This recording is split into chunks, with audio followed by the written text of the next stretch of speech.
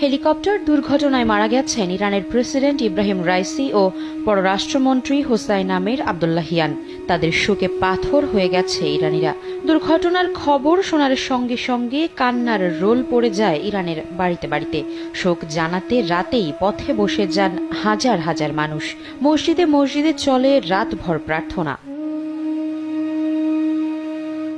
তার বেঁচে ফেরার আশায় নারী পুরুষ নির্বিশেষে মসজিদে প্রার্থনায় বসে যান। কেউ তসবিহ, কেউ কোরআন তেলাওয়াত করেন সারা রাত। ইরানিরা বলছেন তাদের আবেগ আর অনুভূতির আরেক নাম প্রেসিডেন্ট ইব্রাহিম রাইসি।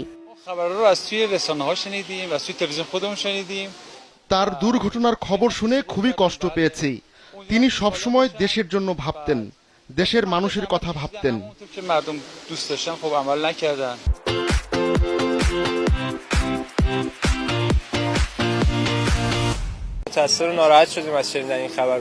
রাইসির আমলে বেশ ভালো আছি আমরা, তাকে দেশের কেউ খারাপ বলতে পারবে না।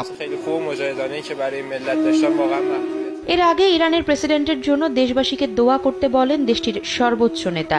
এরপরেই যে যেখানে পেরেছেন প্রার্থনায় বসে যান। কিন্তু বিশেষ অভিযানের পর জানানো হয় দুর্ঘটনা কবলিত এলাকায় কোনো প্রাণের অস্তিত্ব পাওয়া যায়নি। পুড়ে ছাই হয়ে গেছে হেলিকপ্টার। তবে মরদেহ পাওয়া গেছে কিনা তা নিয়ে এখনো কিছু জানা যায়নি।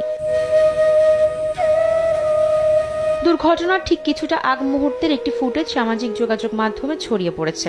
এতে দেখা যায় হেঁটে স্বাভাবিকভাবেই হেলিকপ্টারে উঠেছেন রাইসি। ভেতরে বসে দেখেছেন ওই এলাকায় দুর্যোগে কতটা ক্ষয়ক্ষতি হয়েছে।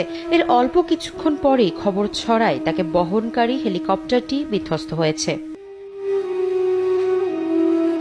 স্থানীয় গণমাধ্যম জানিয়েছে প্রেসিডেন্ট রাইসি আজারবাইজানের সীমান্তের কাছে কিজ কালাসি ও খোদাফারিন বাঁধ দুটি উদ্বোধন করেন। সেখান থেকে ফিরে তিনি ইরানের উত্তর পশ্চিমে তাবরিজ শহরের দিকে যাচ্ছিলেন। এরপরই দুর্ঘটনার খবর আসে গণমাধ্যমে। সঙ্গে সঙ্গে অভিযানের নামে দেশ বিদেশের শত শত উদ্ধারকারী। তবে বৈরী আবহাওয়ার কারণে বেশ বেগ পেতে হয় দুর্ঘটনা কবলিত হেলিকপ্টার উদ্ধারে। দীর্ঘ 16 ঘন্টা পর হেলিকপ্টার বিধ্বস্তের লোকেশন জানা যায়, কিন্তু কেউ বেঁচে নেই বলে জানানো হয়। আফসারা নাজ, কালবেলা ডেস্ক।